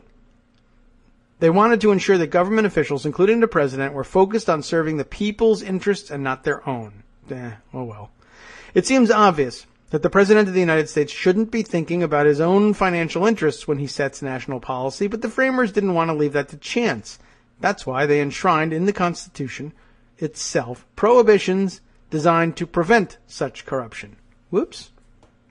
Oh well.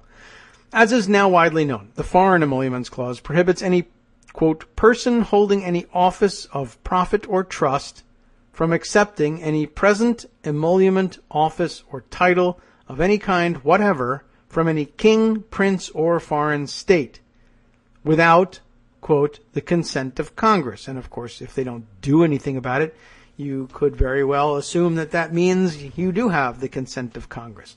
One might ask for a more obvious manifestation of that consent, but one might also be told to stick it up one's butt and take along off a short pier. But, you know, or you could just say that's understood. Wink. But that's not the only emoluments clause in the Constitution. So where will we stick this one?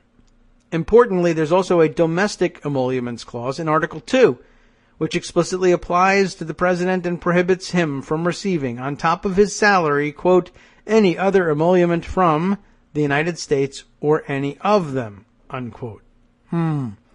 Together, these clauses prohibit the president from receiving, other than his salary, any emolument, any compensation, gift, or other form of profit or gain from foreign governments, the United States, or state governments, and their instrumentalities. I guess that's the most important expansion of the raw text there.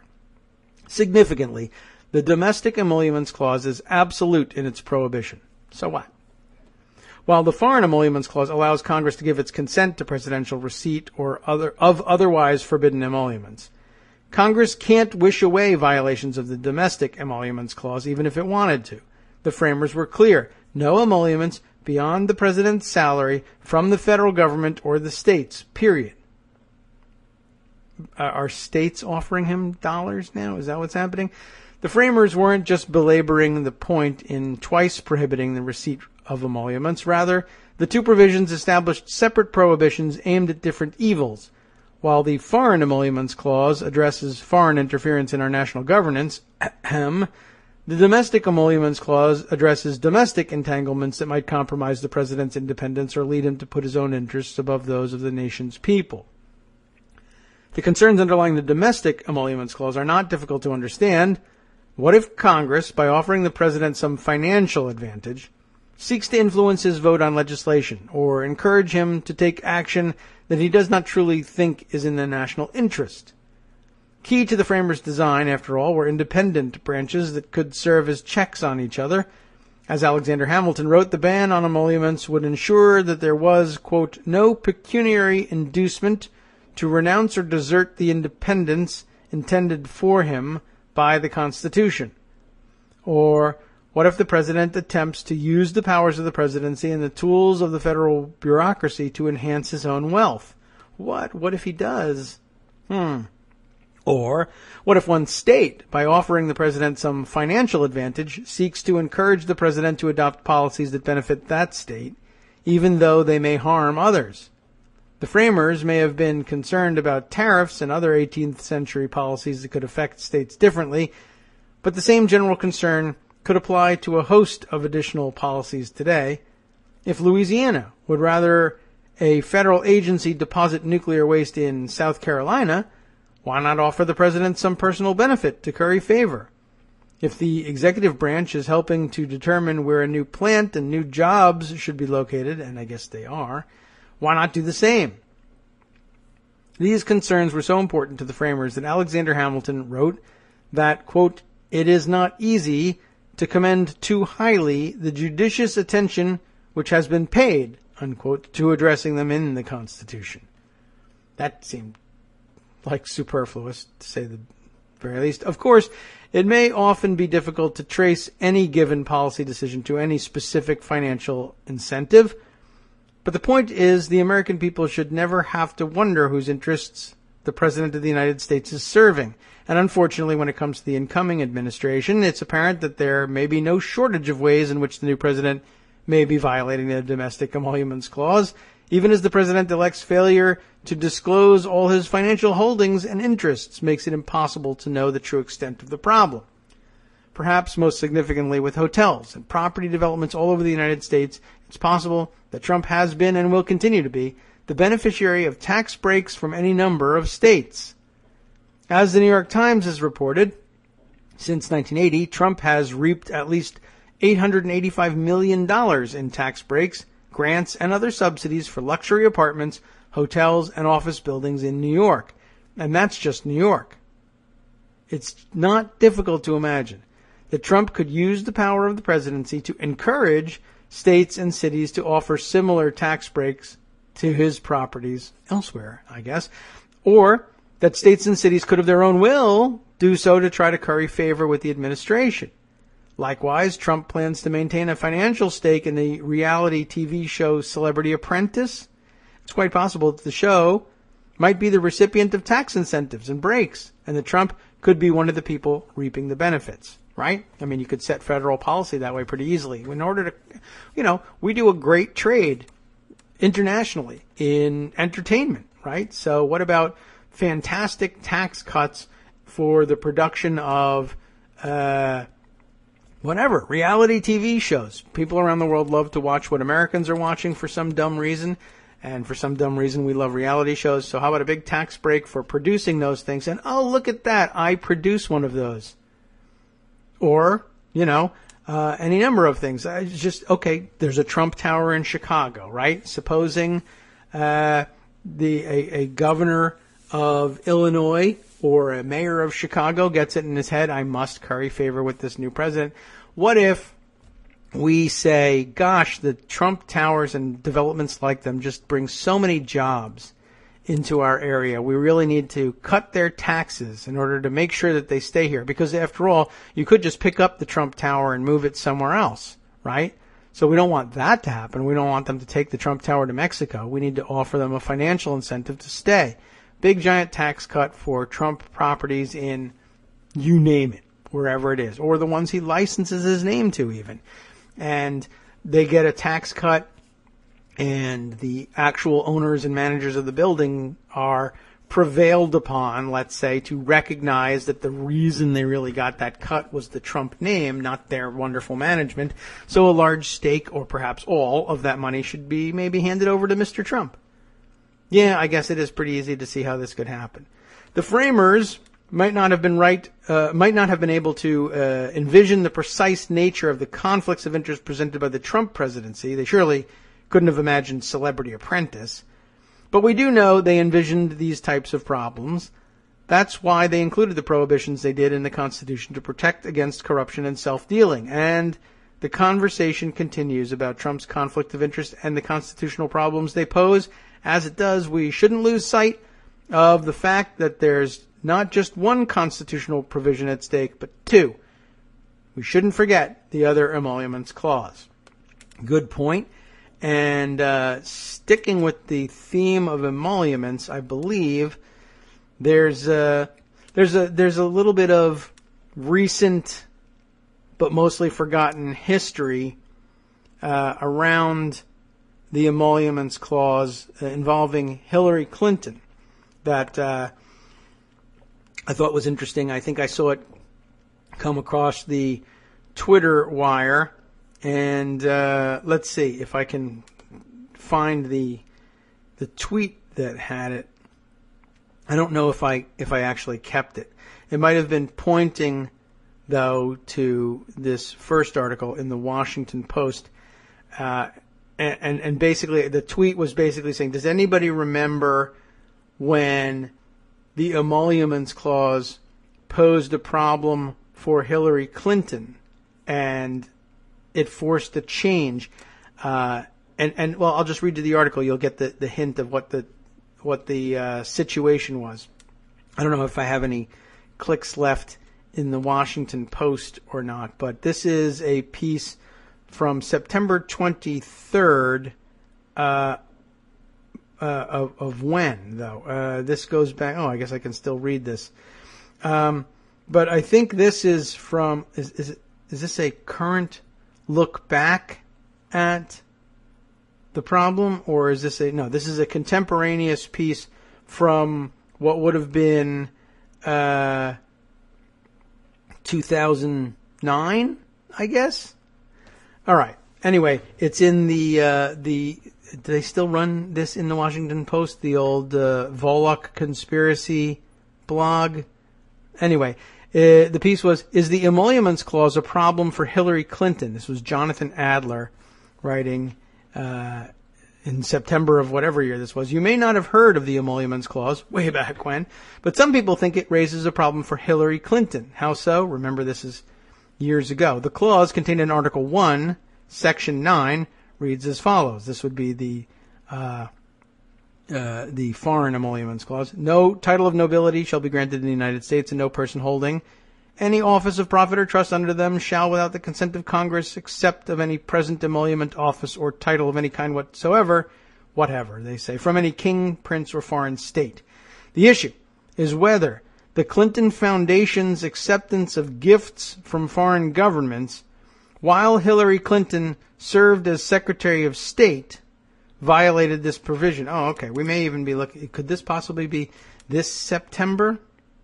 That's maybe that is right. I may have the time issue backwards, but that's because I have some other articles also that point to the emoluments clause that are throwbacks to when she was assuming the office. But here we go. This is the foreign one. The other one, I think, has more to do with the domestic one. It's interesting. So, again, both clauses playing a part. And I'm sure there was outrage at the time because Hillary Clinton, but this one doesn't produce the same Republican outrage when it's about Donald Trump. Okay, so the issue is whether the Clinton Foundation's acceptance of gifts from foreign governments while Hillary Clinton served as Secretary of State violated this provision, assuming, of course, that the gifts to the foundation were, in some sense, also gifts to her. And that's not entirely clear because they didn't really, for the most part, or in any way, use their foundation the way Donald Trump used his. Though they did, there are certainly some things I think that present some similarities, but the abuses of Trump's foundation far surpass the types of abuses, if any, the Clintons engaged in with their. I mean, the very purpose of the Trump Foundation ended up being collecting other people's money and using it for ostensibly, first for charitable donations that he was going to claim credit for even though it wasn't his money, and then second for just buying gifts for himself, portraits of himself, trinkets, Tim Tebow football helmets, etc. While it may have been the case that the Clintons used some of the funds from the foundation to finance what essentially is a jet-setting lifestyle, at least it was ostensibly in furtherance of, in service to the foundation itself. But then, it's true that absolutely, as with any foundation, the life and lifestyles of the directors gets rolled up in the whole thing and they have to present a certain front. It's not really something we like to accept from people, and you hope that people would minimize it. And I'll say this, Bill Clinton's not terrific at minimizing it, and I don't know that Hillary Clinton is any better about it. But, it's one of those things that sort of feeds on itself, and maybe it's too convenient an excuse, but People like the big donors like to give money to people that look like they're living the big donor lifestyle. For whatever reason, that loosens up their wallets. And so if you invite them to cocktail parties and show up and host those cocktail parties in fabulous locations where everybody flies private jets to them and they're wearing fabulous designer clothes, more money shakes out of their pockets than if you do it at the local rec center and buy a sheet cake from Costco, which is the way you and I would do it. Anyway, so there we have it. The issue was whether or not the Clinton Foundation could accept such gifts and whether those would be considered gifts to her. For what it's worth, I don't think this question is justiciable, he writes. That is, I do not believe that someone could go to court to seek to disqualify or sanction Clinton.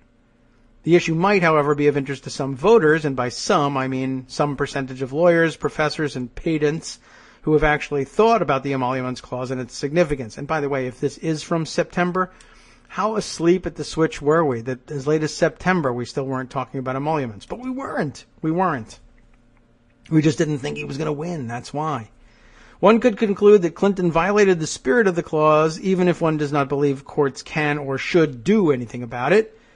And one could also reach this conclusion and still believe that such an ethical lapse is still minor compared with the offenses committed by Donald Trump. But by the way, notice nobody is saying that, the courts probably won't, but shouldn't or couldn't do anything about it. We're all just automatically like, yeah, the court's going to have nothing to do with it. It's up to Congress. Now that he's president and she's not. The meaning and current application of the emoluments clause might not seem like much of an issue to you, but it is to two of my colleagues, Jonathan Enton and Eric Jensen. These two have dueling op-eds on the clause in the Cleveland Plain Dealer. And indeed it is from September 2016. Here's Jensen, one quote from his piece. You can't take politics out of politics. But payments from foreign governments to federal officials are different from the usual sort of contributions. Those who are supposed to be looking out for the best interests of the United States shouldn't be taking goodies from other governments, a potentially corrupting influence that creates the appearance of divided loyalties. America's founders understood this, and the Foreign Emoluments Clause of the Constitution adapted from similar provisions in the Articles of Confederation. The founders provided that no person holding any office of profit or trust under the United States shall, without the consent of Congress, except of any present, and he puts a sick to that, except of any present, that's just archaic usage is all, emolument, office, or title of any kind whatsoever from any king, prince, or foreign state. A present, or even worse, compensation for services, an emolument, transferred by a foreign government to a federal official isn't everyday pay for play. It's forbidden unless Congress approves. What about gifts from foreign governments made to a foundation in which a person holding an office of trust, a Secretary of State, say, has a controlling position, either directly or through family members? That sort of thing happened not so long ago.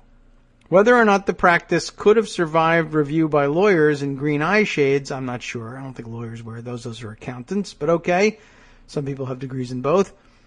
But the practice smelled. It violated the spirit, if not the language, of the Federal Emoluments Clause and related statutes. It was, at minimum, an ethical lapse, which is, of course, the sort of thing that doomed her endlessly with the media.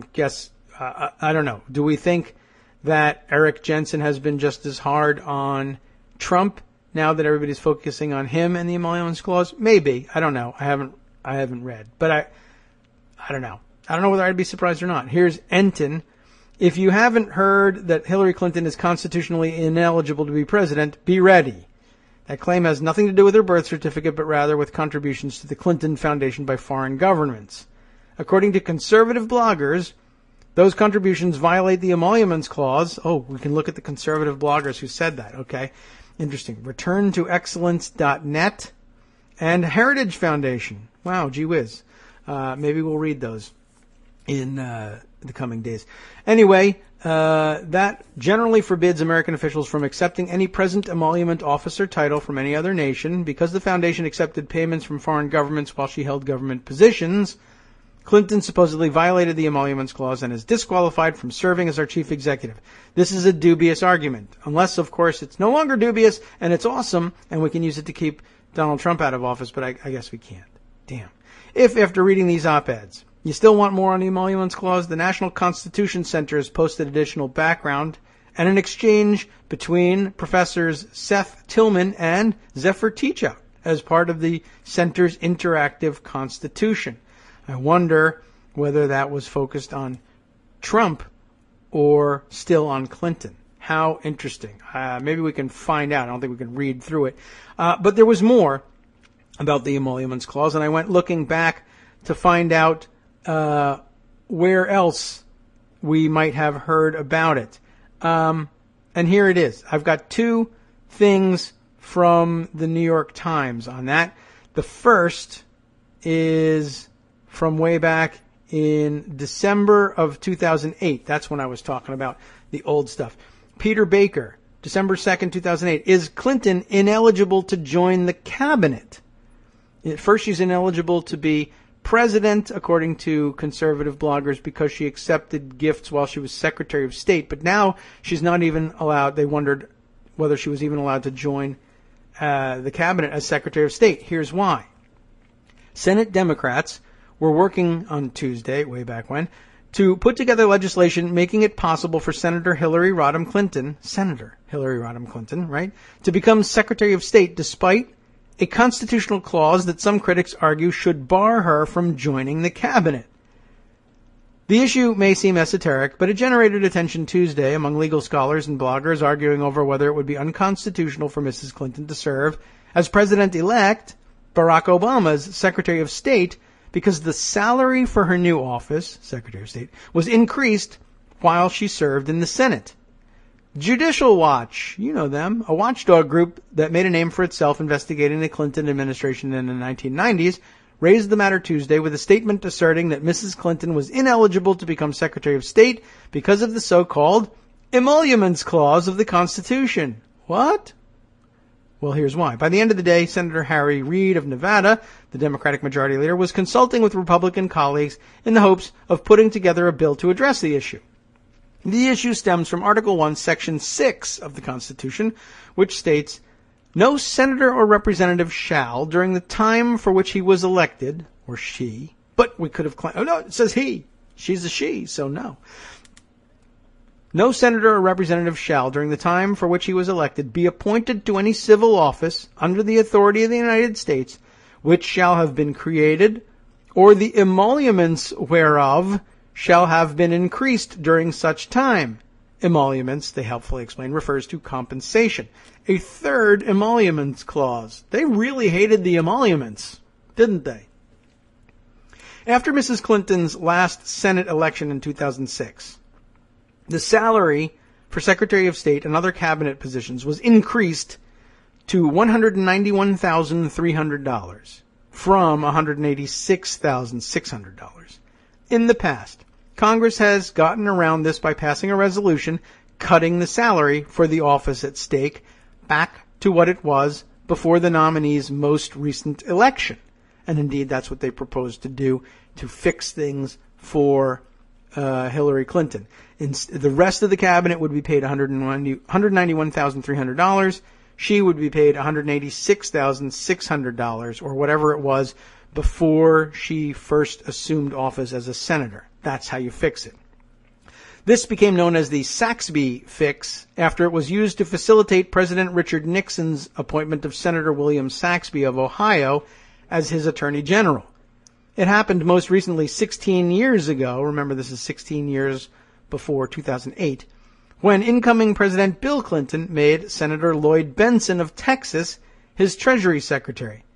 "It's been dealt with each and every time," said Jim Manley, spokesman for Mr. Reid. "We're confident it can be dealt with this time." Mr. Manley said it was unclear whether the measure could be passed during a lame duck session next week. "We're trying to work on this as quickly as possible," he said.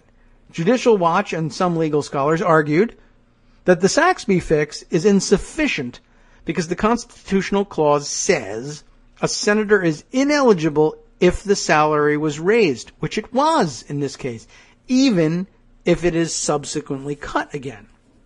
There's no getting around the Constitution's ineligibility clause, so Hillary Clinton is prohibited from serving in the cabinet until at least 2013, when her current term expires.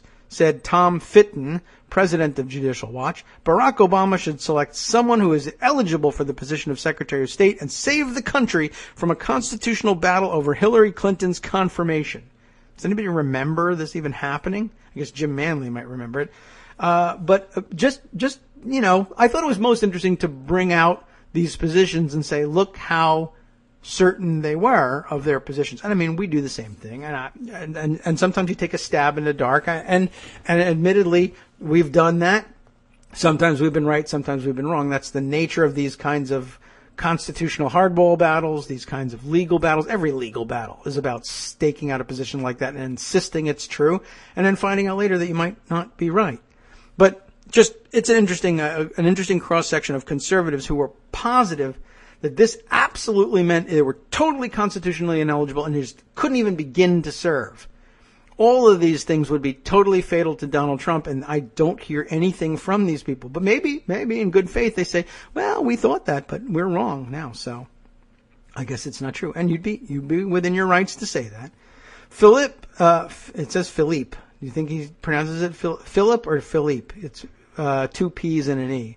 Philippe Reigns, a spokeswoman, sorry, I included that because it's Mrs. Clinton. A spokesman, Philippe is, for Mrs. Clinton, though he may have no difficulty with it. He's very secure in his gender identity, said she and Mr. Obama had anticipated the issue and were prepared to resolve it. This is a Harvard Law grad nominating a Yale Law grad here, so all parties involved have been cognizant of the issue from the outset, he said. Wow. But putting frivolous lawsuits by fringe groups aside, this issue has been resolved many times over the past century involving both Democratic and Republican appointments, and we're confident it will be here too. There is another piece also related to it. I guess this is the follow-up news. Sarah Wheaton reporting this one for the caucus section of the New York Times on December 11th, 2008, about a week later, right? They've resolved it. Senator Hillary Rodham Clinton has not even been confirmed as the new Secretary of State, but Congress has already decided that she should get less than the person currently holding the job, Condoleezza Rice. The move actually removes doubts about Mrs. Clinton's ability to take the post, according to an obscure clause in the Constitution known as the Emoluments Clause. And it's not the Emoluments Clause, it's an Emoluments Clause, we now know.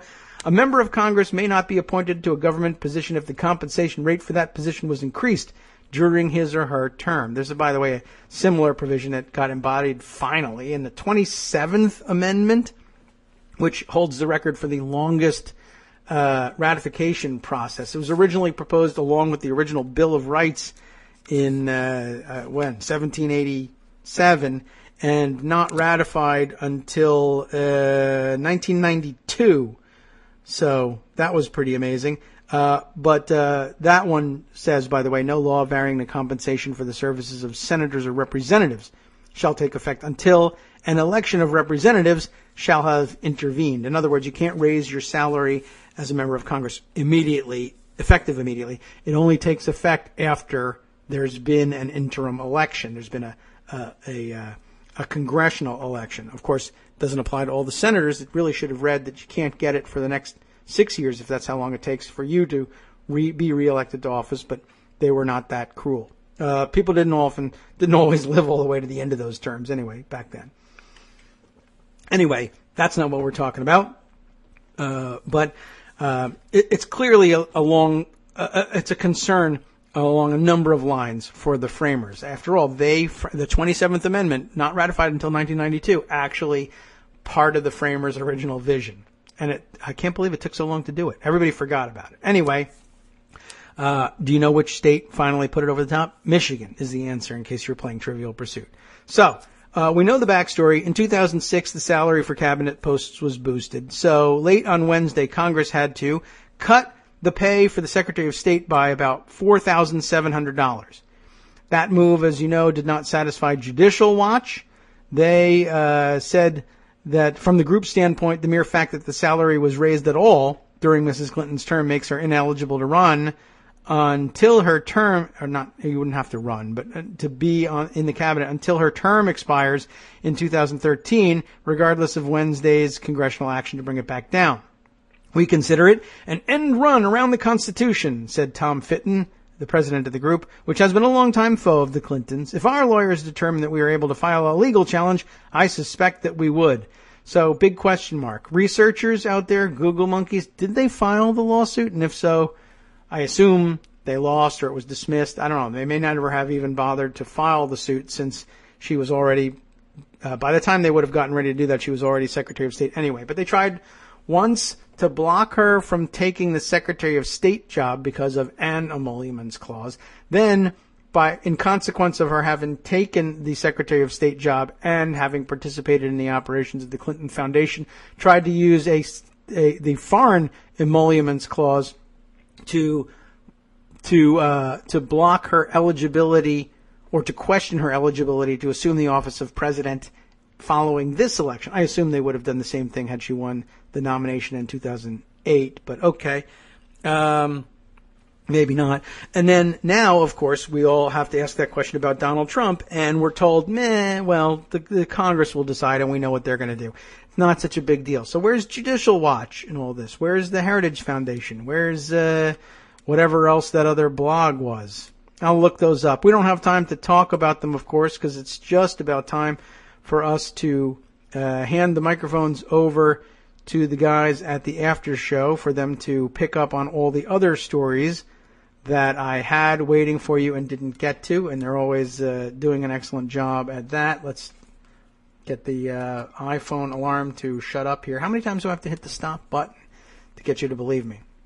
There's many more stories out there, we're going to try and fill out as much of the week with them as we can. By the way, I want to just at least point out that hanging out there, in addition to all of this, there is a terrific article from the Brennan Center, basically laying it all out. Trump's business empire is a constitutional train wreck and divesting won't help.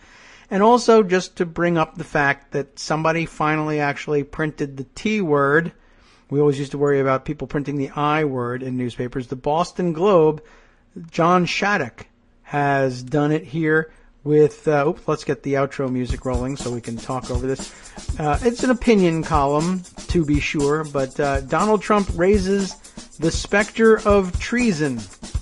Yeah, it's out there. And, of course, all the other amazing events happening internationally. We didn't even get to discuss the things that happened internationally yesterday, including, of course, the assassination of the Russian ambassador to Turkey, which was outrageous and amazing in the just unbelievable sense. I don't even know how we're going to deal with these things, especially when Trump finally becomes president. And, of course, the truck attacks in Germany. I am sure that you've been reading up on those things. I don't know whether they're on tap for the after show or not, but let's take a look. It's Red Sky at Morning Tuesday.